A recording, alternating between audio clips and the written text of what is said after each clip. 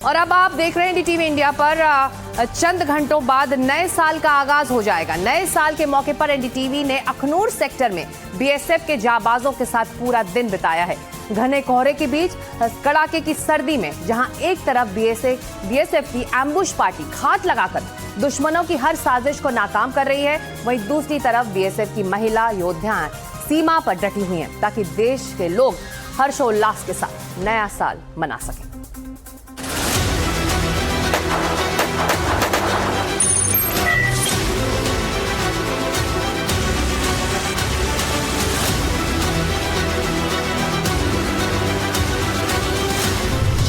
दो 2026 का आगाज, बॉर्डर पर जांबाज, दुश्मनों में डर, ऑपरेशन न्यू ईयर, माइनस में तापमान, डटे हैं जवान। बीएसएफ एम्बुश पार्टी का दस्ता, दुश्मन पर घात लगाकर हमला।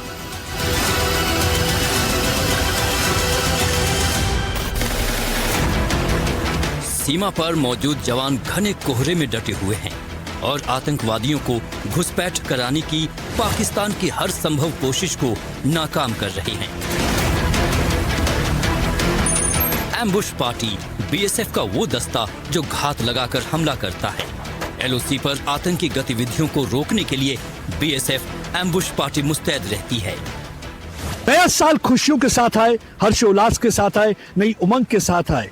इसी वजह से आप देख सकते हैं कि हमारे जो सीमा पर बैठे प्रहरी हैं पूरी तरह से तैयार हैं पाकिस्तान के किसी भी नापाक इरादे का मुंहतोड़ जवाब देने के लिए। इस समय मैं एम्बुश पार्टी के साथ हूं जो इस समय अखनूर सेक्टर में आप देख सकते हैं पूरी तरह से इनकी नजर गड़ी हुई है, सरहद के पार हर चीज पे पूरी तरह से ध्यान दिए हुए हैं। और खासकर वजह इसलिए भी क्योंकि आप देख सकते हैं घना कोहरा छाया हुआ है, कुछ ही दूरी पर आपको कुछ भी नहीं दिख रहा, यानी कि कुछ भी नहीं आपको नजर आएगा। और जैसे जैसे अंधेरा बढ़ता जाएगा वैसे वैसे घने कोहरे की चादर पूरी तरह से इस इलाके को लिपेट लेगी और 20 मीटर की दूरी पर भी आप कुछ देख नहीं पाएंगे। लेकिन मैं आपको एनडीटीवी इंडिया के इस स्क्रीन पर आज आपको दिखाना चाहता हूं, कुछ ही मीटर की दूरी पर आपको एक पाकिस्तान की ऑब्जर्वेशन पोस्ट नजर आएगी। ये पाकिस्तान की ऑब्जर्वेशन पोस्ट कहने को तो ऑब्जर्वेशन पोस्ट है, लेकिन ये लॉन्च पैड का काम करती है। अक्सर यहाँ पे जैश और लश्कर के आतंकवादी आकर बैठते हैं और वो इंतजार करते हैं उस मौके का जब वो घुसपैठ कर पाए। जम्मू कश्मीर की सीमा पर बीएसएफ हाई अलर्ट पर है। इनपुट्स मिले कि घने कोहरे का फायदा उठाकर पाकिस्तान जैश मोहम्मद और लश्कर तैयबा के आतंकवादियों को घुसपैठ कराने की कोशिश कर सकता है। सभी रास्तों को बंद कर दिया गया। घात लगाकर बैठी टीम आतंकियों के हर मंसूबे को नाकाम कर रही है, इसीलिए इसे एम्बुश पार्टी कहा जाता है। घात लगाकर हमला करने वाले दस्ते की निगाहें सीमा पर टिकी हैं। किसी भी हलचल पर इलाके की छानबीन होती है। लापरवाही जरा भी नहीं, क्योंकि एक पल की चूक भी बड़ा खतरा बन सकती है। ये अक्सर जो है पाकिस्तान घुसपैठ करने की कोशिश करता है, तो उसको विफल करने के लिए अब पूरी कैसे तैयार है? बिल्कुल हमारे जो फॉरवर्ड ड्यूटी पॉइंट है वहाँ पे 24/7 जवान तैनात रहते हैं। इसके अलावा जो हमारी पेट्रोलिंग पार्टी है वो डे और नाइट में वो रेगुलरली पेट्रोलिंग करती रहती है और जो अपने एरिया को डोमिनेट करके रखती है। और इसके अलावा कैमराज हो गए और बाकी जो सर्विलेंस सिस्टम हमारा वो भी हमारा लगा हुआ है, उसकी मदद से भी हम पूरी तरीके से एरिया को डोमिनेट करके रखते हैं ताकि किसी भी तरीके की ऐसी कोई गतिविधि काउंटर पार्ट ना कर सके, और करे तो हम उसको तुरंत उसको न्यूट्रलाइज। मौसम सर्दियों का है, कोहरा घना होता है, रात के वक्त कुछ भी दिखाई नहीं देता। ऐसे में तमाम चुनौतियों का सामना करते हुए हमारे जांबाज हर परिस्थिति से लड़ते हैं और दुश्मन के छक्के छुड़ाते हैं। कितनी मुश्किल है, कितनी बड़ी चुनौती है?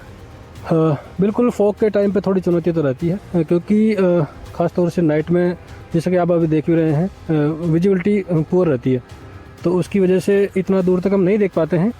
तो लेकिन जो हमारे कैमराज है और सर्विलेंस सिस्टम है उसकी मदद से और बाकी पेट्रोलिंग जो पार्टी हमारी उसकी फ्रिक्वेंसी बढ़ा के और बहुत सारी जो ड्यूटीज़ हैं उनको हम इंक्रीज करके पूरे एरिया को डोमिनेट करके रखते हैं। और धुंध को में किसी भी तरीके की कोई गतिविधि करता है तो हम उसको तुरंत उसका जवाब देते हैं।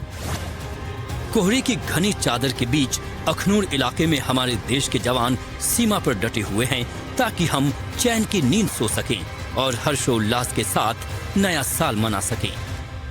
जो भी कोई कोशिश करेगा सरहद पार आने की और उसे सीधा कब्रिस्तान पहुंचा दिया जाएगा, और उसी इरादे के साथ ये बैठे हुए हैं क्योंकि ये चाहते हैं कि देशवासी जो नया साल है पूरे हर्षोल्लास के साथ मनाएं, खुशियों के साथ मनाएं। अपने बीएसएफ की तरफ के नए साल के शुभ अवसर देना चाहता हूँ पूरे देशवासियों को, और ये भी संदेश देना चाहता हूँ कि हम यहाँ मुस्तैदी से खड़े हैं, उन्हें डरने की कोई ज़रूरत नहीं है, कोई घबराने की ज़रूरत नहीं है।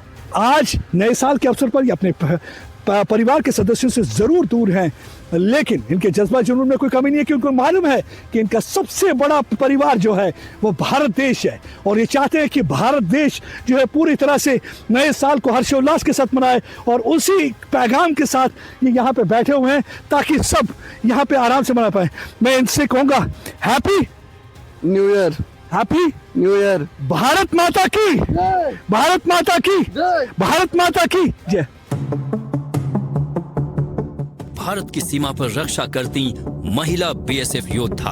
ऑपरेशन सिंदूर के दौरान इन निडर महिला बीएसएफ योद्धाओं ने पाकिस्तानी रेंजर्स को सबक सिखाया, उनकी चौकियों को ध्वस्त किया।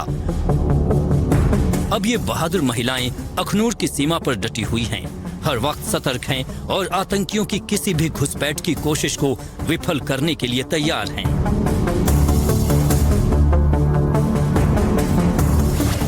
मैं इस समय अखनूर सेक्टर में हूं और बीएसएफ की उन महिला प्रहरियों के साथ हूं जिन्होंने ऑपरेशन सिंदूर के दौरान पाकिस्तान की फौज और पाकिस्तानी रेंजर को छट्टी का दूध याद करा दिया था। इस समय सर्दियों का मौसम और आप देख सकते हैं कैसे घने कोहरे की चादर ने पूरे इंटरनेशनल बॉर्डर को लपेट के रखा हुआ है, जिसकी वजह से यहाँ पे विजिबिलिटी कम है, लेकिन इनके जज्बा जुनून में कोई आपको कमी देखने को नहीं मिलेगी, क्योंकि ये पूरी तरह से तैयार है दुश्मन के साथ निपटने के लिए और उनके किसी भी इरादे को पस्त करने के लिए। और यहाँ आप देख सकते हैं किस तरीके से मुस्तैद ये यहाँ पे पेट्रोलिंग कर रहे हैं, क्योंकि जब भी कभी घना कोहरा होता है तो सबसे ज्यादा इंपॉर्टेंट होता है एक तो फॉग लाइट्स होती है, और दूसरा उससे ज्यादा इंपॉर्टेंट होता है कि आप कितने चौकस हैं, क्योंकि पहले भी हमने देखा है कि इस पोर विजिबिलिटी का सहारा लेकर उन्होंने आतंकवादियों को यहाँ घुसपैठ कराने की कोशिश की है। लेकिन नया साल है, नए साल पे पूरी कोशिश रहेगी उनकी कि यहाँ पे हालात खराब किए जाएं, और आप देख सकते हैं कि किस तरीके से ये यहाँ पे इस समय पेट्रोलिंग जारी है, और यहाँ पे पेट्रोलिंग करते हुए आपको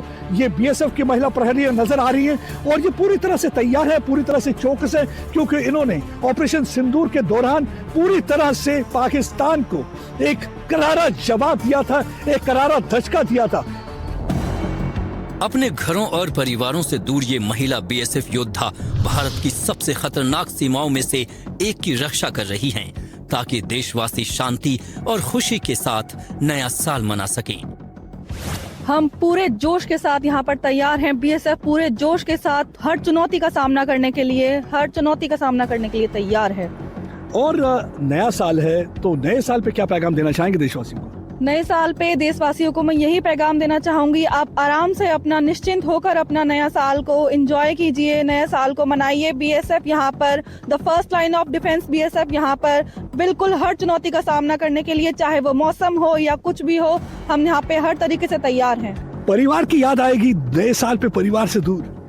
बिल्कुल, ये तो नॉर्मल सी बात है कि हम परिवार से दूर यहाँ पे ड्यूटी कर रहे हैं, लेकिन जब देश की सुरक्षा की बात आए तो इसकी भी कुर्बानी देनी पड़ती है। लेकिन जब देश की सुरक्षा की बात आए, देश की आन बान शान की बात आए, तो उसके लिए कुर्बानी देनी पड़ती है। और आप देखिए किस तरीके से पूरी तरह से चौकस है, पूरी तरह से तैयार है, और इस समय पेट्रोलिंग यहाँ चल रही है, चप्पा चप्पा छाना जा रहा है, स्कैन किया जा रहा है पूरी तरह से। आप देख सकते हैं किस तरीके से सीमावर्ती इलाके में इस समय हमारी महिला बॉर्डर सिक्योरिटी फोर्स की प्रहरी, ये वही बहादुर महिलाएं हैं जिन्होंने पाकिस्तान को छट्टी का दूध याद कराया था, और इस समय ये विंटर काउंटर इन्फिल्ट्रेशन ग्रिड का हिस्सा है। घने कोहरे के बीच दुश्मन की हर नाकाम साजिश को खत्म करने के लिए ये बीएसएफ महिला योद्धा तैयार हैं। भारत माता की जय, भारत माता की जय, भारत माता की। बस आप एक बार बोलिए तो जोर से जय, और मुझे ये पूरा यकीन है ये आवाज जब भारत माता की जय पार सुनी जा रही होगी तो जरूर उनके दिल दहल जाएंगे, और उनमें कमाहट शुरू हो जाएगी, क्योंकि कुछ ही दूरी पर दुश्मन बसता है और जहां से वह अक्सर घुसपैठ कराने की कोशिश करता है, लेकिन हर उनकी कोशिश को नाकाम कर दिया जाता है इन प्रहरियों द्वारा जो पूरी तरह से तैयार हैं। आप छोड़िए बाकियों से मुकाबला करने के लिए, आप पहले हमारी महिलाओं से मुकाबला करके बताइए। आप तो हमारी महिलाओं से मुकाबला नहीं कर सकते, तो आप क्या बाकियों से मुकाबला करेंगे?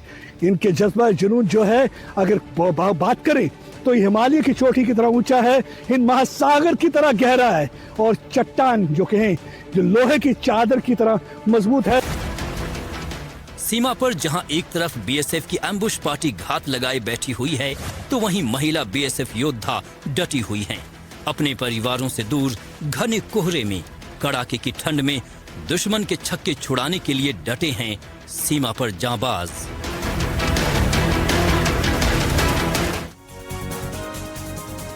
नए साल के मौके पर एक पुरानी साजिश, आतंकी हमेशा भारत के खिलाफ रचते रहे हैं। सर्दी का मौसम, भारी बर्फबारी का फायदा उठाकर या तो आतंकी छिप जाते हैं या फिर सीमा पार करने की कोशिश करते हैं। लेकिन इस बार सेना ने आतंक के सफाई के लिए इतना बड़ा ऑपरेशन चलाया कि आतंक की कमर टूट गई है। सेना का operation new year.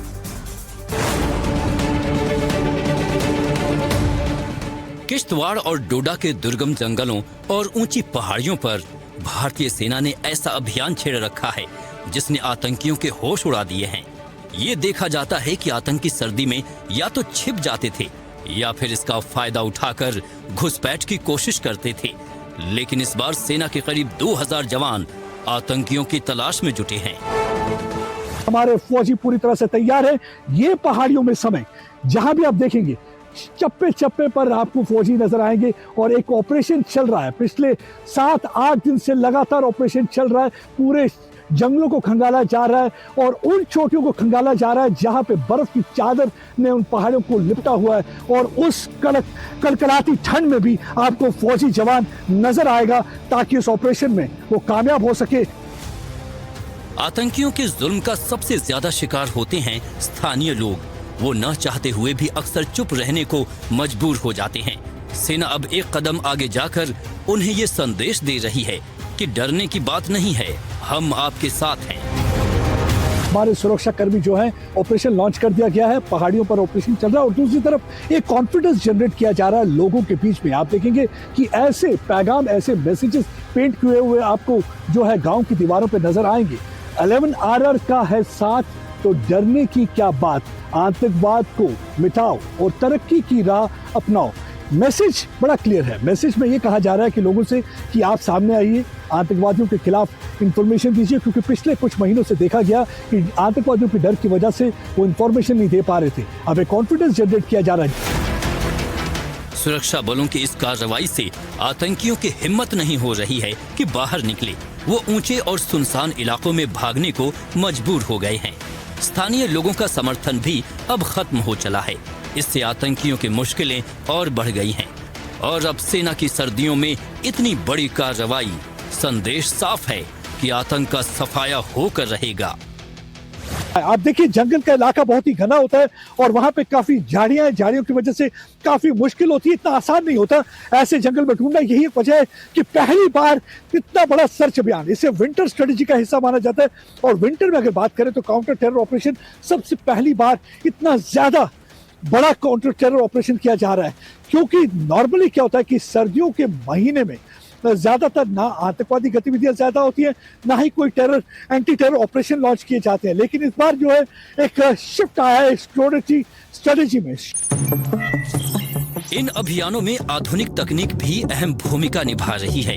Drone, thermal imaging device और ग्राउंड सेंसर की मदद से बर्फीले इलाकों में निगरानी रखी जा रही है। सेना ने ट्रेनिंग विंटर वॉरफेयर यूनिट्स को भी तैनात किया है, जो बर्फ में चलने, ऊंचाई पर रहने और आपदा से निपटने में माहिर हैं। इसके साथ ही ऑपरेशन की योजना लगातार बदली और अपडेट की जा रही है।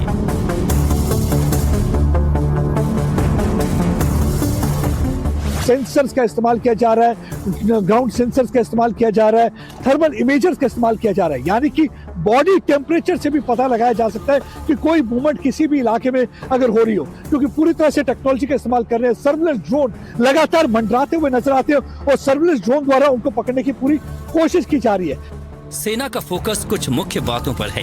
पहला, बचे हुए आतंकी ठिकानों को खत्म करना। दूसरा, आतंकियों को ऊंचाई वाले इलाकों तक सीमित रखना ताकि वो अंदर न आ सके। साथ ही स्थानीय लोगों का हौसला बढ़ाना जिससे आतंक की कमर बुरी तरह टूट जाए।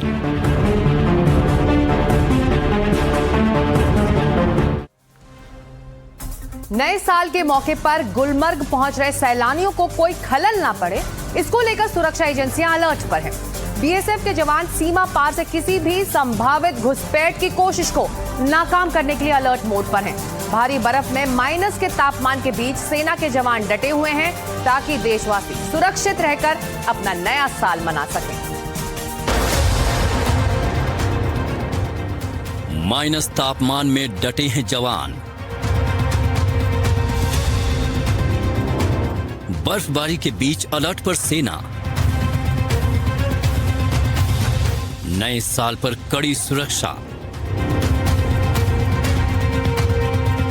सीमा पार से साजिश रचने वालों के खिलाफ सुरक्षा एजेंसियां अलर्ट पर हैं। श्रीनगर से लेकर एलओसी तक सिक्योरिटी टाइट है। गुलमर्ग में न्यू ईयर मनाने पहुंचे सैलानी बर्फ की सफेद चादरों के बीच अपनी खुशियां बांट रहे हैं, नए साल का जश्न मना रहे हैं और दूसरी तरफ माइनस के तापमान में सेना के जवान उनकी सुरक्षा के लिए मुस्तैद हैं। बीएसएफ के जवान सीमा पार से किसी भी संभावित घुसपैठ की कोशिश को नाकाम करने के लिए अलर्ट मोड में हैं। एलओसी पर निगरानी बढ़ा दी गई है। 3 से 4 फीट बर्फ के बीच बीएसएफ के जवान डॉग स्क्वाड के साथ पेट्रोलिंग कर रहे हैं। जम्मू कश्मीर में ऑपरेशन सिंदूर के बाद बीएसएफ ने एलओसी के पास जंगल ऑपरेशंस के लिए एक नई कॉम्बैट यूनिफॉर्म पेश की है। बॉर्डर सिक्योरिटी फोर्स सीमा पार से किसी भी संभावित घुसपैठ की कोशिश को रोकने के लिए लाइन ऑफ कंट्रोल पर निगरानी बढ़ाई गई है। बीएसएफ हाई अलर्ट पर है। पहले भी ऐसा देखा गया है कि त्योहारों के समय और खराब मौसम का फायदा उठाकर सीमा पार से घुसपैठ की साजिशें की जाती हैं। नए साल की खुशियों में किसी भी तरह का खलल न पड़े, इसलिए सेना के जांबाज हर साजिश को नाकाम करने में जुटे हैं। एलओसी पर 3 से 4 फीट जमी बर्फ और भीषण ठंड के बावजूद सेना और बीएसएफ हाई अलर्ट पर हैं। घुसपैठ की आशंकाओं के बीच जवान लगातार गश्त और सर्विलांस कर दुश्मन की हर हरकत पर कड़ी नजर बनाए हुए हैं। ये तस्वीरें हैं गुलमर्ग की। नए साल का आगाज है, बर्फबारी हो रही है, कई फीट बर्फ जमी है और सेना के जवान इस कठिन परिस्थिति में डटे हुए हैं। चप्पे चप्पे पर सेना के जवानों की नजर। 3 से 4 फीट बर्फ के बीच बीएसएफ के जवान डॉग स्क्वाड के साथ पेट्रोलिंग करते हुए देश की सुरक्षा में तैनात हैं। निगरानी ड्रोन से भी रखी जा रही है। घुसपैठ की आशंकाओं के बीच गश्त करते जवान सर्विलांस कर दुश्मन की हर हरकत पर कड़ी नजर, ताकि देशवासी अपना नया साल सुरक्षित माहौल में बिना किसी चिंता के मना सकें। ये तस्वीरें हैं जम्मू की। नए साल के जश्न पर कड़ाके की ठंड में बीएसएफ के जवान डटे हुए हैं। बीएसएफ के बहादुर जवान दिन रात सीमा की रखवाली कर रहे हैं। हर मुश्किल हालात में देश की सुरक्षा में जुटे हुए हैं ताकि हम सब सुरक्षित रह सकें। परिस्थितियों के साथ सामना करना हमारा कर्तव्य है और हर मौसम में हर तरह के हथियारों के साथ हम सीमा पर तत्पर हैं। हम देशवासियों को नववर्ष की हार्दिक शुभकामनाओं के साथ कहना चाहेंगे, सीमा सुरक्षा बल बॉर्डर पर सतर्क और सजग है। आप देशवासी नए साल अच्छे धूमधाम से मनाएं। बीएसएफ के बहादुर जवान देश की आन बान और शान को बनाए रखने के लिए 24 घंटे सरहद पर रहकर हमारे देश की रक्षा कर रहे हैं। धूप जब आती है सर तो दिखता नहीं है सर, पूरा मतलब पास के लोग भी पूरा दिखते नहीं है। तो इसके लिए सर हम लोग इसके लिए पूरा मतलब पूरे रास्ते में घूमते रहते हैं लोग, पेट्रोलिंग होता रहता है, मतलब चौकन्ना देखते रहते हैं कि कोई आए ना। हम लोग सब फेंसिंग के साथ साथ पेट्रोलिंग किया जाता है। लाइट टॉर्च वगैरह देख के जितने भी उपकरण हैं हमारे, सब उपकरण से देखते हैं हम लोग। हमारे सभी देशवासियों को नए साल की शुभकामनाएं। हमारे देशवासी को यही बोलना चाहता हूँ, हम अपनी सीमा पे खड़े हैं। आप शांति से खुश होके नया साल मनाएं। विशेष महिला कमांडो भी हैं जो देश की सेवा कर रही हैं। ये वही जवान हैं जिनकी वजह से हम सुरक्षित हैं हमारी सीमाएं सुरक्षित हैं। हमें गर्मियों सर्दियों हमें ट्रेनिंग ही ऐसी दी जाती है कि हम हर मौसम में तैनात रहें बॉर्डर पे, और सुरक्षा के चलते हम मतलब ठंड में हम घूमते रहते हैं, पेट्रोलिंग हमारी चलती रहती है। फॉग से ये है कि हमें थोड़ा दिखाई कम देता है, और हम पेट्रोलिंग अपनी करते रहते हैं कि जिससे कोई आवाज़ आए या कुछ सुनाई दे और हम तैनात अलर्ट रहें। हम नए साल पे देशवासियों को नववर्ष की हार्दिक शुभकामनाएं देते हैं, और हम बॉर्डर पे जब तक तैनात हैं आप सुरक्षित हो। जवानों का ये मकसद है कि उनके होते हुए हमारी सरहद पर कोई आतंकी तो क्या, कोई परिंदा भी पर न मार सके। देख रहे हैं कि घना कोहरा है, तो इसमें हमारे लिए थोड़े चैलेंजेस बढ़ जाते हैं, लेकिन हम लगातार अपनी गश्त बढ़ा देते हैं। और गर्मी हो सर्दी हो हमारे लिए तो सर सेम ही रहता है, ड्यूटियां सेम ही रहती हैं हमारी, लेकिन इसमें कोहरे में क्या थोड़ा देख पाना मुश्किल है हमें। इसके लिए हमें स्पेशल इक्विपमेंट दिए जाते हैं जिससे हम कोहरे के अंदर देख पाते हैं। देशवासियों के लिए मेरा संदेश है कि सर हम जब तक सरहद पर लगातार बने हुए हैं तो खुशी से अपने घर में नववर्ष मनाएं। इस बढ़ी हुई चौकसी का मकसद मजबूत सीमा सुरक्षा सुनिश्चित करना और किसी भी घुसपैठ या आतंकी साजिश को रोकना है। भारत पाकिस्तान सीमा पर तैनात बीएसएफ के जवान हाई अलर्ट पर हैं। नए साल पर किसी तरह की कोई साजिश न हो, इसलिए आतंकियों के हर मंसूबे को नाकाम करने की कोशिश की जा रही है।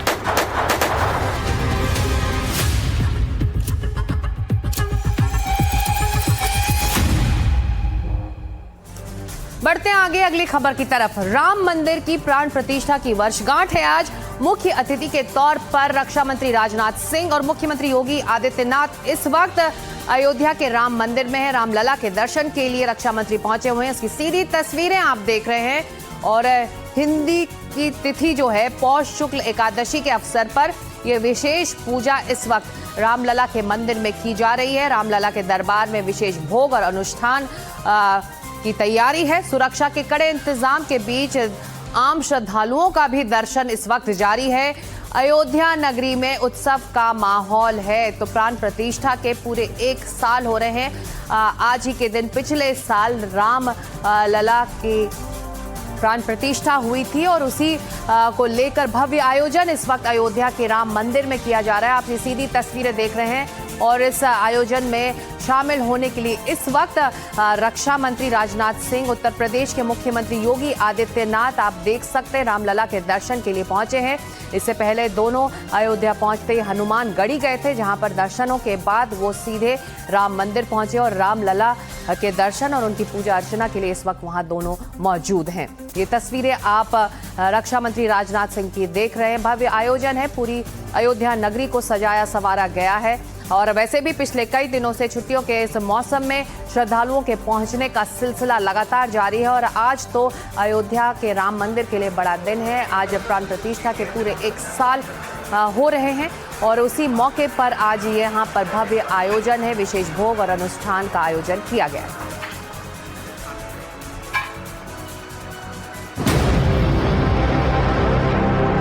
जंगल राज, माफिया राज, 1 डिस्ट्रिक्ट 1 माफिया, गुंडा टैक्स, अवैध वसूली, अभी तो मैंने शुरुआत की, ये तो अभी शुरुआत है।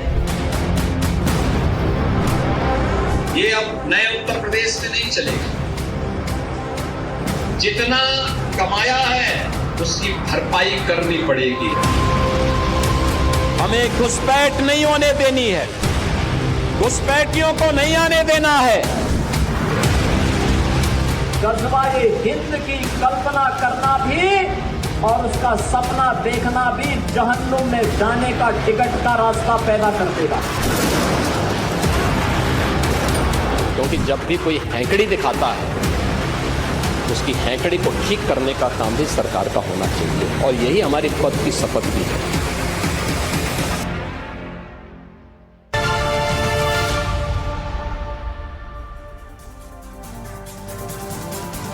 एक तरफ पूरी दुनिया साल 2025 की विदाई में जुटी हुई है, तो वहीं दूसरी तरफ उत्तर प्रदेश के सीएम योगी आदित्यनाथ साल 2026 के संकल्पों की इबारत लिखने में जुट गए हैं। सीएम योगी ने तूफानी अंदाज में यूपी की कानून व्यवस्था को और चौकस और पुख्ता बनाने के लिए अफसरों को निर्देश दिए हैं ताकि यूपी का हर नागरिक खुद को सुरक्षित महसूस कर सके। यूपी विधानसभा के शीतकालीन सत्र में सीएम योगी ने साफ कर दिया था कि अगर कोई उत्तर प्रदेश में कानून व्यवस्था को चुनौती देने का काम करेगा तो उसकी हेकड़ी निकाल दी जाएगी। योगी का तूफानी अंदाज।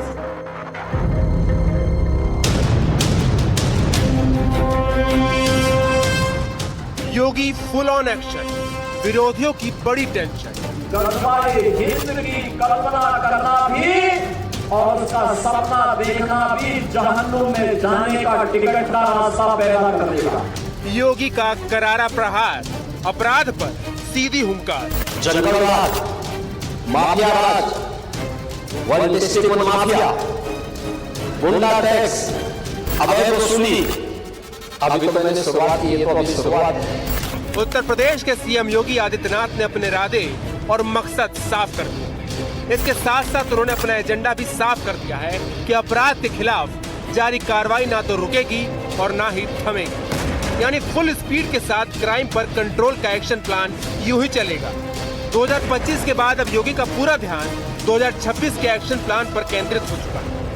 गजवाए हिंद का ख्वाब पालने वाली शक्तियों पर सीएम योगी पहले ही अपना एजेंडा लागू कर चुके हैं। योगी साफ कर चुके हैं कि कोई कितना भी ताकतवर क्यों ना हो, उसके खिलाफ कानून का डंडा पुख्ता तौर पर काम कर रहा है, फिर चाहे वो छांगुर हो या फिर कोई और। गजवाए हिंद हिंदुस्तान की धरती पर नहीं होगा। भारत की धरती, ये भारत के देवीय महापुरुषों, अवतारी महापुरुषों, देश के लिए अपना बलिदान देने वाले महापुरुषों के आदर्शों से संचालित होगा। गजवाए हिंद की कल्पना करना भी और उसका सपना देखना भी जहन्नुम में जाने का टिकट का रास्ता पैदा कर देगा। अगर किसी को जहन्नुम में जाना हो तो गजवाए हिंद के नाम पर अराजकता पैदा करने का कुत्सित प्रयास करें और छद्म रूप में जो लोग इस प्रकार की गतिविधियों में लिप्त हैं वे भी कान खोल करके सुन लें। देर सवेर छांगुर जैसे हाल तो उनके भी होने ही हैं।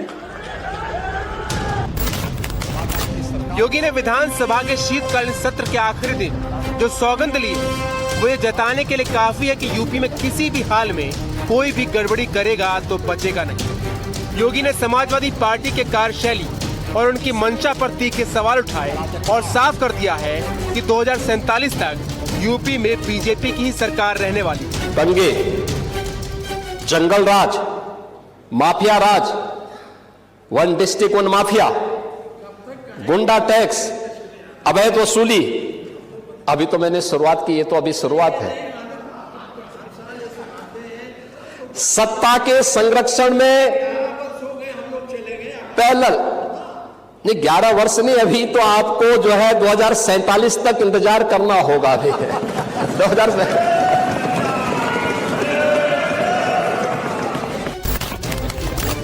समाजवादी पार्टी पर सीएम योगी का प्रहार नॉन स्टॉप जारी है।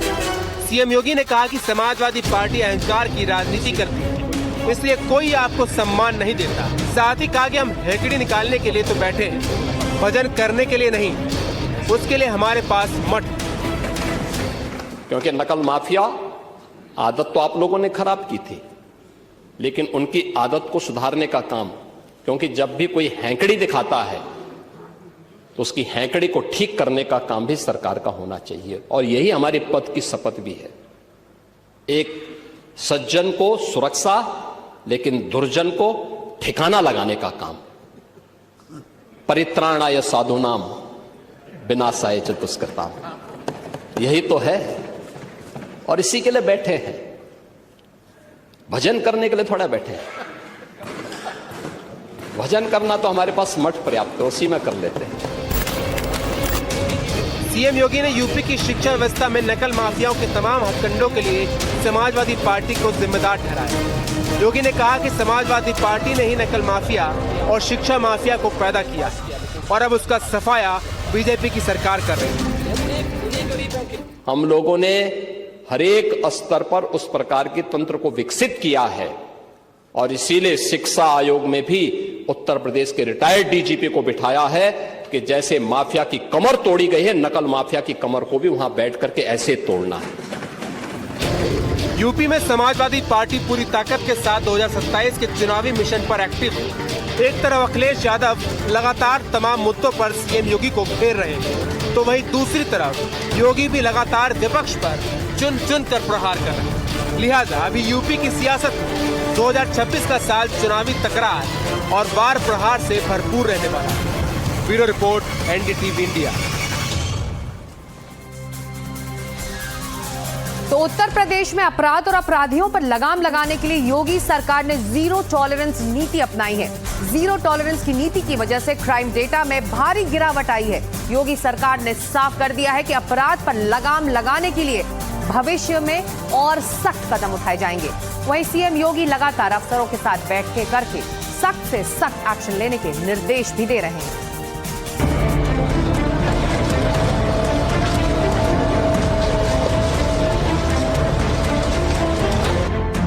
कहीं अपराधियों पर बुलडोजर, कहीं अपराधियों का एनकाउंटर।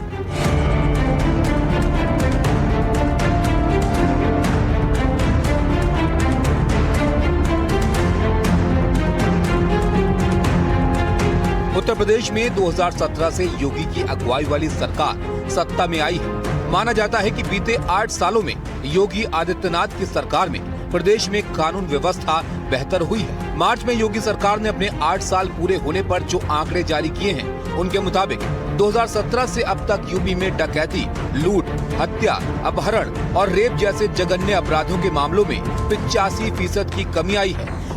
आज 13 लाख से अधिक सीसीटीवी कैमरे लगा करके उस पूरी की व्यवस्था को एकदम सुरक्षित बना दिया है। आज आप देखते होंगे, पहले तो अपराध होता नहीं, लेकिन अगर कहीं छिनैती या लूट की घटना घटित हो गई तो कुछ ही घंटों में अपराधी जेल के शिकंजों में होता है और लंगड़ाता हुआ चलता हुआ दिखाई देता है।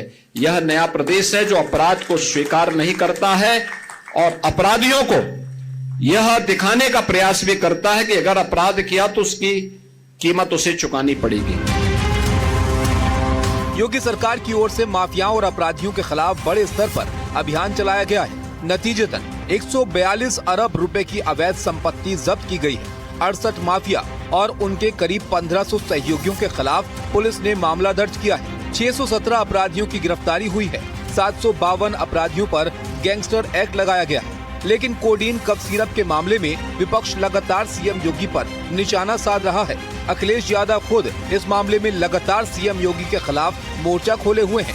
कोडीन सिरप और कफ सिरप को लेकर के केवल यूपी के आम लोग चिंतित नहीं हैं, गरीब के साथ साथ पूरे देश में इस बात की चिंता है कि सबसे महत्वपूर्ण जगह से ये इतना बड़ा घोटाला चल रहा था। प्रधान सांसद जी के क्षेत्र से शुरू होकर के न केवल यूपी, देश भर में और दूसरे देशों में भी कोडीन सिरप, कफ सिरप को भेजा जा रहा था। कुछ 100 करोड़ का घोटाला है ये, लेकिन बढ़ते बढ़ते ये निकल करके आ रहा है कि हजारों करोड़ का घोटाला है। कोडीन कफ सिरप के मामले में भी सीएम योगी का एक्शन जारी है। सीएम योगी ने साफ किया है कि कोडीन मामले में जो भी अपराधी होगा बचने नहीं पाएगा। 77 अभियुक्तों को हम अब तक गिरफ्तार कर चुके हैं, कोई भी बचने नहीं पाएगा। जो भी अपराधी होगा, क्योंकि जब सरकार की कार्रवाई अपने अंतिम उस तक जाएगी तो आप में से बहुत सारे लोग फतिया पढ़ने के लिए जाएंगे वहां, तो आपको फतिया पढ़ने की लायक भी हम नहीं छोड़ेंगे, तब तक ऐसी कार्रवाई हम कर देंगे। आईजी कानून, लॉ एंड ऑर्डर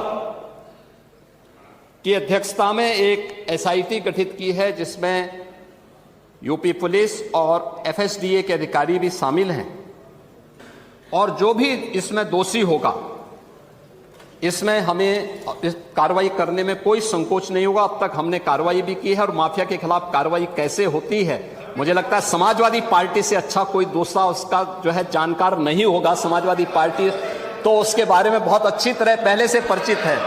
इस मामले में जो भी अपराधी होगा उस अपराधी के खिलाफ जितनी सख्त कार्रवाई होगी उत्तर प्रदेश सरकार उतनी सख्त कार्रवाई करेगी। कफ सिरप केस में सीएम योगी ने साफ किया है कि तस्करों की गैंग का कनेक्शन अखिलेश यादव और समाजवादी पार्टी के साथ है। सीएम योगी ने आरोप लगाया कि समाजवादी पार्टी का आरोपियों को सीधा संरक्षण है।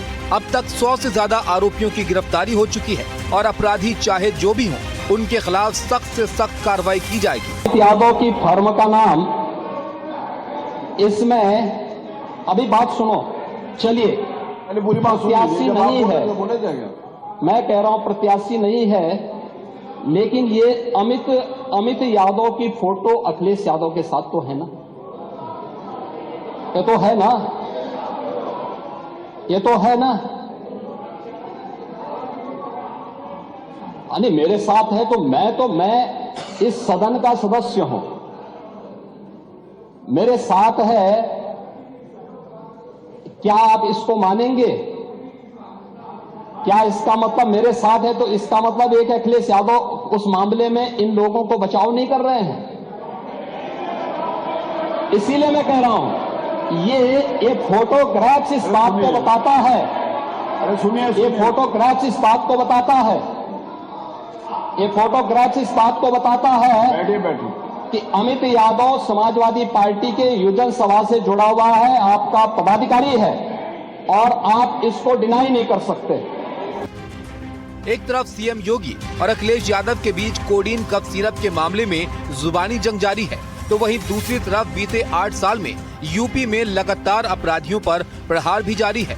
आंकड़ों पर गौर किया जाए तो 2017 से लेकर अब तक यूपी में सैकड़ों बदमाशों का एनकाउंटर हुआ है। क्राइम डेटा के मुताबिक 2017 से अब तक 256 अपराधियों को ढेर किया गया है और करीब 32,000 शातिर बदमाशों की गिरफ्तारी की गई है। मुठभेड़ के दौरान 10,324 अपराधी घायल हुए हैं। हालांकि इस दौरान 18 पुलिसकर्मी शहीद हुए हैं और 1,754 पुलिसकर्मी घायल हुए हैं। वहीं गैंगस्टर एक्ट के तहत 79,984 अपराधियों पर मुकदमे दर्ज हुए हैं। राष्ट्रीय सुरक्षा कानून के तहत 930 गिरफ्तारियां हुई हैं और 142 करोड़ रुपए से अधिक की अवैध संपत्ति जब्त या ध्वस्त की गई है।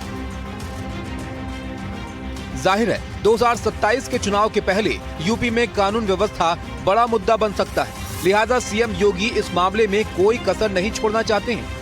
यूपी में कानून व्यवस्था सबसे बड़ा मुद्दा माना जाता है, लेकिन अब इन आंकड़ों से ये बात भी साफ हो गई है कि बीते 8 सालों में इस मामले में व्यापक स्तर पर कार्रवाई हुई है, जो नॉन स्टॉप जारी है।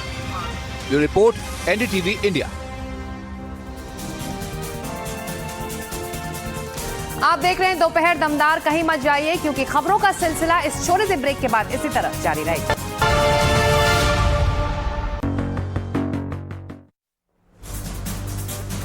आप देख रहे हैं दोपहर दमदार और इस वक्त एक अहम खबर जो सीधे आ रही है फरीदाबाद से, जहां पर एक महिला के साथ चलती कार में गैंग रेप हुआ है। महिला के विरोध करने में उसकी पिटाई भी की गई। घायल हालत में महिला को अस्पताल में भर्ती कराया गया। महिला को कार में लिफ्ट देकर यह सामूहिक दुष्कर्म किया गया। पीड़ित के परिवार वालों की शिकायत पर अब मामला दर्ज किया गया है। फरीदाबाद पुलिस ने दोनों आरोपियों को गिरफ्तार किया है। वारदात में इस्तेमाल गाड़ी भी अब बरामद हो चुकी है। ये तस्वीरें जो आप देख रहे हैं ये उस गाड़ी की है जिसमें इस वारदात को अंजाम दिया गया। फरीदाबाद पुलिस ने दोनों आरोपियों को गिरफ्तार कर लिया है और ये गाड़ी भी अब बरामद हो चुकी है। तो एक बड़ा मामला फरीदाबाद से रिपोर्ट हुआ है, जहां पर एक चलती कार में महिला के साथ गैंग रेप का मामला दर्ज हुआ है। महिला के विरोध करने पर उसकी पिटाई भी की गई। घायल हालत में महिला अस्पताल में भर्ती हुई। महिला को कार में लिफ्ट देकर यह सामूहिक दुष्कर्म का मामला सामने आया है। पीड़ित के परिवार वालों की शिकायत के बाद पुलिस ने यह मामला दर्ज किया है और दोनों आरोपी इस वक्त बताया जा रहा है कि पुलिस की गिरफ्त में हैं और ये गाड़ी भी बरामद कर ली गई है।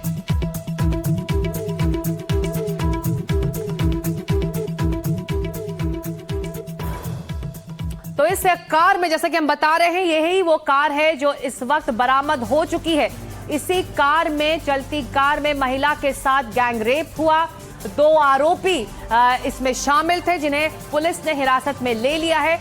महिला को जब उसने विरोध किया, उसने जब एतराज जताया, तब उसकी पिटाई भी की गई। घायल हालत में महिला अस्पताल में भर्ती हुई और फिर परिवार वालों की शिकायत पर ही मामला दर्ज हुआ है। फिलहाल सीसीटीवी फुटेज में ये गाड़ी भी कैद हुई और अब ये गाड़ी भी बरामद हो चुकी है और दो आरोपी पुलिस वालों की गिरफ्त में हैं, जो 2 आरोपी इसमें शामिल बताए जा रहे थे इस वारदात पे। और मुकेश सिंह सेंगर इस पूरे मामले पर और जानकारी देने के लिए हमारे साथ है। मुकेश, बहुत बड़ा मामला, दिल्ली एनसीआर में एक तरह से एक बार फिर हिला देने वाला मामला, वो भी न्यू ईयर्स के सेलिब्रेशन से ठीक पहले।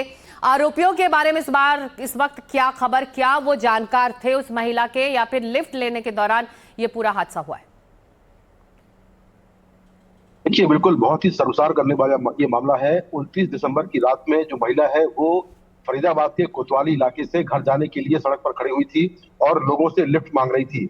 इसी बीच ये 2 लड़के आते हैं जो कि एक मारुति इको वैन में थे और इन्होंने महिला को लिफ्ट दी। उसके बाद रात में करीब 2.5 घंटे तक ये महिला को अपनी कार के अंदर घुमाते रहे और आरोप ये है कि कार के अंदर ही बारी बारी से दोनों लड़कों ने गैंगरेप किया। गैंगरेप करने के बाद जो महिला है उसको ये गुरुग्राम फरीदाबाद रोड पर इन लोगों ने गाड़ी से उसको फेंक दिया, जिससे महिला को काफी चोटें आई हैं। उसके चेहरे पर करीब 11 से 12 टाके लगे हुए हैं। इसके साथ में महिला को मल्टीपल फ्रैक्चर हुए हैं, उसका कंधा जो है वो डिसलोकेट हो गया है। इसके बाद जो महिला है उसने अपने घर वालों को जानकारी दी। महिला की बहन मौके पर पहुंची और उसने पूरी जानकारी पुलिस को दी। उसके बाद पुलिस ने तुरंत मामला दर्ज किया और महिला को अस्पताल में भर्ती कराया। जांच के बाद पुलिस ने दोनों आरोपी हैं उन्हें गिरफ्तार कर लिया है। साथ में जिस गाड़ी का इस्तेमाल हुआ इस पूरी वारदात में, उस गाड़ी को भी पुलिस ने बरामद कर लिया है। अभी दोनों आरोपियों से पूछताछ की जा रही है, इनका पूरा प्रोफाइल क्या है, कहाँ के ये रहने वाले हैं और क्या महिला को पहले से जानते थे, इसको लेकर लगातार पूछताछ चल रही है। हालांकि अब तक की जांच में जो शुरुआती जांच हुई है उसमें ये साफ हुआ है कि महिला के ये जानकार नहीं थे, लेकिन फिर भी पुलिस तमाम एंगल से इसकी मामले पूछताछ कर रही है। वहीं जो महिला है उसकी हालत काफी गंभीर है, उसके मल्टीपल फ्रैक्चर हुए हैं और डॉक्टर्स की टीम उसका इलाज कर रही है। मुकेश, आप हमारे साथ बने रहिए क्योंकि अब रिएक्शंस भी आ रहे हैं परिवार वालों की शिकायत पर। यह मामला अब दर्ज हुआ है। पीड़ित की जो बहन है उसने बताया है इस पूरे मामले के बारे में। आइए पहले उसको सुन लेते हैं। मेरी वीडियो कॉलिंग पे बात नहीं हुई थी, मैंने अपनी बेटी से बात कराई थी, उनको मौसी से बात कर ली। 5 मिनट उसने मेरे से बात करी, बस इतना कहकर उसने फ़ोन काट दिया। मेरे को मेट्रो मोड़ तक 3 नंबर मस्जिद के वहाँ खड़ी हुई, कह रही थी ऑटो ढूंढ रही हूँ, बस इतना कहकर फ़ोन काट दिया। कितने बजे सूचना मिली आपको? मेरे को रात को 3:30 बजे कॉल आई। मैं सो रही थी तो फ़ोन आया, उसके 15-20 मिनट बाद फिर दोबारा आया। पहले फ़ोन पर बात नहीं हो पाई, दोबारा फ़ोन आया तो तब मैंने फ़ोन उठाया, उधर से कट गया। फिर मैंने बार बार फ़ोन किया तो इतनी रात हो गई इसलिए फ़ोन आया, तो मैंने फ़ोन किया, उधर से वो रो रही थी, कुछ भी नहीं बता पाई। तो पीड़ित की बहन बता रही कि लगातार पीड़ित कोशिश कर रही थी उनसे बात करने के लिए, उनको फोन कर रही थी। मुकेश, जो ये रिएक्शन आया है और परिवार वाले जो बता रहे हैं, बहन बता रही है कि कोशिश हुई पीड़ित की तरफ से संपर्क करने की, वो 2-3 बार वो फोन भी उन्होंने अपनी बहन को किया। पीड़ित की हालत आप बता रहे हैं बहुत गंभीर है, विरोध करने पर उसकी पिटाई की गई, गंभीर हालत में उस अस्पताल में भर्ती कराया गया है। सबसे पहले तो ये बताइए पीड़ित कैसी है इस वक्त? देखिए, बिल्कुल घटना के बाद जो विक्टिम है उसने अपनी बहन को मल्टीपल टाइम फोन किए, क्योंकि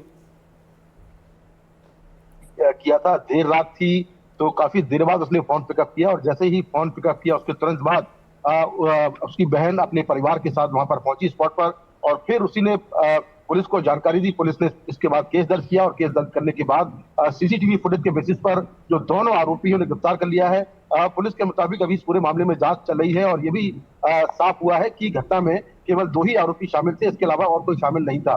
वहीं जो विक्टिम है उसको पहले पुलिस ने जो बीके हॉस्पिटल है फरीदाबाद का वहां पर भर्ती कराया था, लेकिन वहां पर उसकी गंभीर हालत को देखते हुए उसके घर वालों ने उसे एक प्राइवेट हॉस्पिटल है फरीदाबाद में वहां पर एडमिट कराया है, जहां पर डॉक्टर उसका इलाज कर रही है।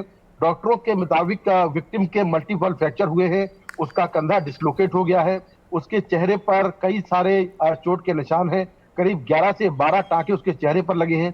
तो गाड़ी के अंदर के फेंकने से महिला को ज्यादा चोटें आई हैं, विक्टिम को ज्यादा इंजरीज आई हैं, तो उसका ट्रीटमेंट फिलहाल हो रहा है और पुलिस ने अभी तक उसका स्टेटमेंट रिकॉर्ड नहीं किया है क्योंकि वो बयान देने लायक नहीं है। जो थोड़ी बहुत पूछताछ शुरुआती हुई उसके बेसिस पर पुलिस ने दोनों आरोपियों को बिल्कुल, और पुलिस वालों ने इन दोनों आरोपियों को गिरफ्तार कर लिया है। वो गाड़ी भी बरामद हुई है जिसमें वारदात को अंजाम दिया गया था। पहले सुन लेते हैं पुलिस इस मामले पर अभी क्या कह रही। पुलिस द्वारा त्वरित कार्रवाई करते हुए दुष्कर्म की धारा के अंतर्गत मामला दर्ज किया। पुलिस आयुक्त श्रीमान सतेंद्र कुमार गुप्ता द्वारा मामले को कामयाब बनाने के लिए क्राइम ब्रांच सेक्टर 48 को निर्देशित किया गया, जिस पर क्राइम ब्रांच की टीम ने त्वरित कार्रवाई करते हुए दोनों आरोपियों को गिरफ्तार कर लिया है और गाड़ी को भी बरामद कर लिया है, जिनसे आगामी पूछताछ की जा रही है। बढ़ते अगली खबर की तरफ। अभिनेत्री नुसरत भरूचा पर भड़क गए हैं मौलाना। महाकाल मंदिर में जल चढ़ाने पर आपत्ति जताई गई है। शहाबुद्दीन बरेलवी ने एक्ट्रेस पर हमला किया है। ये इस्लाम के खिलाफ है, कह रहे मौलाना। उनको कलमा पढ़ना चाहिए, ये शरीयत की नजर में गुनहगार हैं। तो उज्जैन के महाकाल मंदिर में नुसरत भरूचा पहुंची थी। महाकाल पर उन्होंने जल चढ़ाया था और ये तस्वीरें देखकर मौलाना भड़क गए हैं। बता रहे हैं कि ये इस्लाम के खिलाफ है, उनको कलमा पढ़ना चाहिए, ना कि जल चढ़ाना चाहिए, और ये शरीयत की नज़र में गुनाह है। तो इन तस्वीरों पर लगातार रिएक्शन आ रहे हैं। मौलाना नाराज़ हैं जब नुसरत भरूचा पहुंची हैं महाकाल के मंदिर जल चढ़ाने के लिए। और रणवीर इस वक्त हमारे साथ है, चलते सीधे रणवीर के पास। लखनऊ में इस वक्त मौजूद है। रणवीर, अभिनेत्री की अपनी आस्था हो सकती है, लेकिन ये पसंद नहीं आ रहा मौलाना को।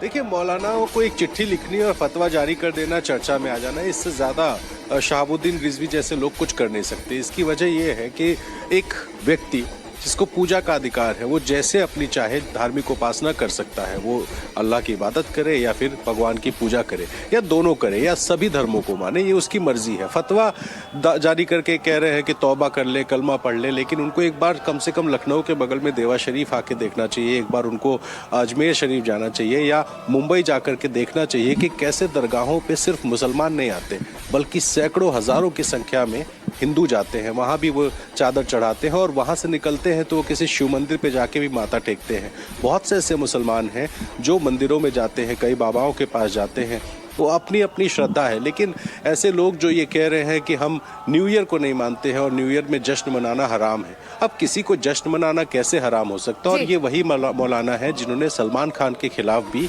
एक बार फतवा जारी किया था। तो ये फतवों की फहरिस्त है और ये अक्सर ये लोग जारी करते रहते हैं। उसी फहरिस्त में एक और फतवा उसमें जुड़ गया है। शुक्रिया अपडेट के लिए रणवीर। और मौलाना ने क्या कहा इस पूरे मामले में, आइए उन्हें भी सुन लेते हैं। महाकाल मंदिर उज्जैन में नुसरत भरूचा ने जाकर के दर्शन किए, जल चढ़ाया और वहाँ मजहबी परंपराओं को निभाया। इन तमाम चीज़ों की इस्लाम इजाज़त नहीं देता है। उन पर शरीयत हुक्म लगाती है कि वो नुसरत भरूचा तौबा करें, इस्तिग़फ़ार पढ़ें और कलमा पढ़ें। उन्होंने इस्लाम के उसूलों के खिलाफ काम किया है, इसलिए वो शरीयत की गिरफ्त में आ गई हैं और वो सख्त गुनाह अजीम के शिकार हैं। साल 2025 का आज आखिरी दिन है और कुछ ही घंटों में नए साल का आगाज होने वाला है। देश भर में धार्मिक स्थलों पर बड़ी संख्या में लोग पूजा पाठ और दर्शन के लिए पहुंच रहे हैं। वहीं गोवा, शिमला, मनाली, कश्मीर समेत तमाम टूरिस्ट स्पॉट्स पर भी लोगों की भारी भीड़ देखी जा रही है। आपको धार्मिक और पर्यटन दोनों जगहों की तस्वीरें दिखाएंगे, लेकिन सबसे पहले आपको अयोध्या के राम मंदिर की तस्वीर दिखाते हैं। अयोध्या में श्री राम मंदिर प्राण प्रतिष्ठा की दूसरी वर्षगांठ पर विशेष अनुष्ठान का आयोजन किया जा रहा है। इस मौके पर रक्षा मंत्री राजनाथ सिंह, यूपी के मुख्यमंत्री योगी आदित्यनाथ कार्यक्रम में शामिल हुए हैं। अयोध्या में राम मंदिर के दर्शन के लिए श्रद्धालुओं की भीड़ जुटी रही है। हजारों लोग सुबह से ही राम मंदिर में दर्शन के लिए पहुंच रहे हैं। हमारे साथ अयोध्या, गोवा और हिमाचल प्रदेश और मनाली से लाइव रिपोर्टर्स भी आप जुड़ेंगे। सबसे पहले आपको अयोध्या ले चलते हैं, जहां पर हमारे साथ अजय दुबे जुड़ रहे हैं। तो ये तस्वीरें आप देख रहे हैं, रक्षा मंत्री राजनाथ सिंह पहुंचे थे। सबसे पहले अयोध्या पहुंचते ही वो हनुमान गढ़ी गए, वहां पर उन्होंने दर्शन किया। फिर वो राम मंदिर पहुंचे, राम लला के दर्शन किए। आज प्राण प्रतिष्ठा के की दूसरी वर्षगांठ है और इसी मौके पर बड़ा आयोजन है इस वक्त अयोध्या में और उसी को लेकर ये तमाम तैयारियां आपको दिख रही हैं। रक्षा मंत्री राजनाथ सिंह, यूपी के मुख्यमंत्री योगी आदित्यनाथ दोनों इस वक्त अयोध्या में हैं। सबसे पहले हनुमानगढ़ी में उन्होंने पूजा अर्चना की और उसके बाद राम मंदिर पहुंचे, रामलला के उन्होंने दर्शन किए।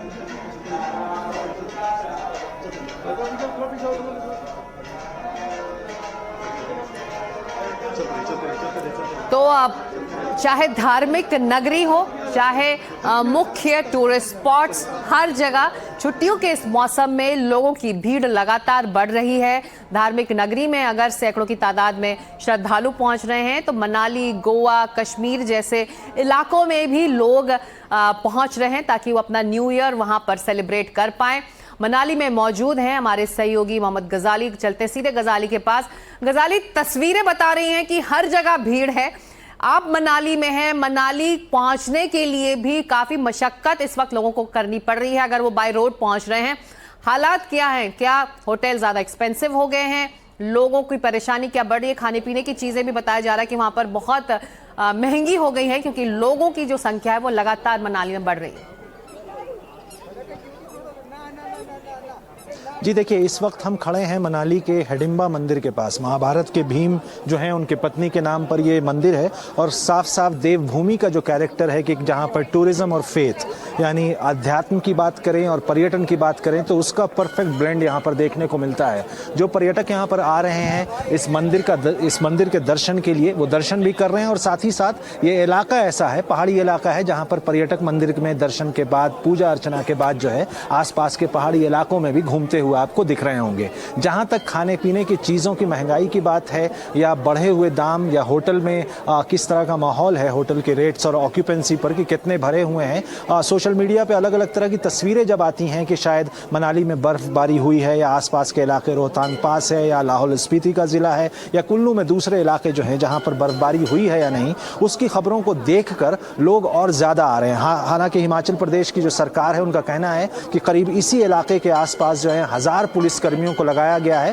क्योंकि संकीर्ण गलियां हो या संकीर्ण सड़कें हों। क्योंकि आपको याद हो कि पिछले 6 महीने में और इस साल की बात करें तो जितने भी हिल स्टेशन हैं, पर्वतीय इलाके हैं, उन इलाकों में इस बार कुदरत का कहर भी बहुत रहा था जब कई जगह बादल फटने की घटनाएं हुई थी और हिमाचल में भी इसका असर काफ़ी देखने को मिला था। तो कई जगह जो है सड़कों की मरम्मत अभी शुरू भी नहीं हुई है और उसके बावजूद जो है आज 31 तारीख है, कल एक नया साल शुरू हो रहा है, उसको लेकर कई पर्यटक आ रहे हैं, कई गाड़ियों की एंट्री हो रही है। अटल टनल जो यहाँ से करीब 15 किलोमीटर है और वो रोहतांग को जो है वो मनाली से जोड़ता है, करीब 9.5 किलोमीटर का टनल है, उससे लगातार इस साल पिछले एक हफ्ते में ऐसा प्रशासन बता रहा है, कुल्लू का प्रशासन, कि करीब 1 लाख गाड़ियों के आवाजाही की बात बताई जा रही है जो बाहर के ज़िलों से या बाहर के प्रदेश से आ रहे हैं।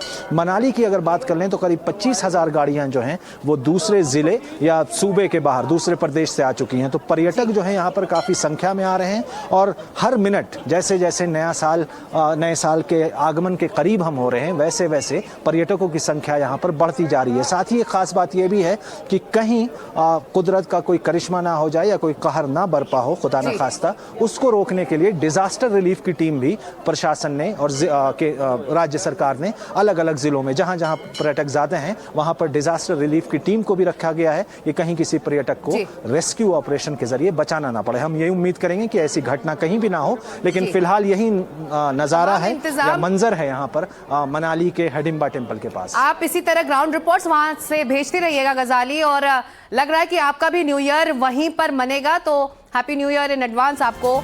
और बढ़ते आगे, उधर मां वैष्णो देवी धाम में भी भक्तों के पहुंचने का सिलसिला जारी है। नए साल पर दर्शन को लेकर हजारों भक्त माता के दरबार पहुंच रहे हैं। वहां से हमारे सहयोगी प्रदीप दत्ता ने ये एक्सक्लूसिव रिपोर्ट भेजी। सभी लोगों को एनडीटीवी इंडिया की तरफ से जय माता थी और मैं इस समय कटरा दर्शन द्वार पर हूँ और आप देख सकते हैं कि कितने हर्षोल्लास के साथ ये यहाँ पे यंगस्टर माता के दर्शन के लिए आए और आज एक भीड़ उमड़ पड़ी और एक सैलाब श्रद्धालुओं का नजर आया। नवरात्र के बाद हमने देखा कि यहाँ पे कुछ भीड़ कम हुई थी, लेकिन एक बार फिर से यहाँ पे देख सकते हैं हजारों की तादाद में श्रद्धालु यहाँ पे दर्शन के लिए आए। मैं इनसे बातचीत करने की कोशिश करता हूँ। कितना हर्षोल्लास है आज के दिन, नए साल के लिए जो आप यहाँ आए? सर मैं आपको क्या बताऊं, पूरा साल हम वेट करते हैं न्यू ईयर का, माता के दर आते हैं। आज 11 साल हो गए हमें आते, और इतना हमारे अंदर जोश है कि हमने मायके का जाना ही जाना है, चाहे जो कुछ मर्जी हो जाए, ट्रेनें बंद हो जाए, कुछ मर्जी हो जाए, हम अपनी गाड़ी से आ जाएंगे, बाइक पे आ जाएंगे, इतना हमारे अंदर जोश है। आप आए कहाँ से? हम श्री गंगानगर राजस्थान से हैं सर। आप भी सब ये पूरी टीम। मेरे साथ तो बड़ा हुआ है कि जब ये आ रहे थे मेरे को 104 डिग्री टेम्परेचर था, मैं आने की किसी भी हालत में नहीं था। 9:20 तक मैं इनको ना किया, 9:30 में मैं बस में था और यहाँ हूँ। लावा आ गया ना सर, तो कोई भी ताकत नहीं रोक सकती कोई भी भगत को, कोई जहाँ से मर्जी आ जाएगा निकल के। बहुत बड़ी ताकत है, बहुत बड़ी ताकत है दरबार में, बहुत बड़ी ताकत है। देखिए 104 डिग्री के करीब बुखार था, लेकिन कहते हैं माता रानी का बुलावा आया था, और जब माता रानी का बुलावा आया तो कोई भी ताकत रोक नहीं सकती, और वाकई में हमने देखा है। अब देखिए कितनी ठंड है यहाँ पे, कोहरा छाया हुआ है, और उसके अलावा जो है आप देखिए गर्म कपड़े पहनकर, लेकिन हर्षोल्लास के साथ यहाँ पे माता रानी के दर्शन, क्योंकि उन्हें नया साल जो है वो कहते हैं कि नया साल जो है मंगलमय हो, और इसी विश्वास, इसी आस्था के साथ आप देख सकते हैं कि यहाँ पे भारत जय माता दी के जो है नारे लगाते हुए। तो न्यू ईयर सेलिब्रेशंस के लिए क्या धर्म की नगरी, क्या टूरिस्ट स्पॉट्स, हर जगह भीड़ ही भीड़ दिख रही है इस वक्त।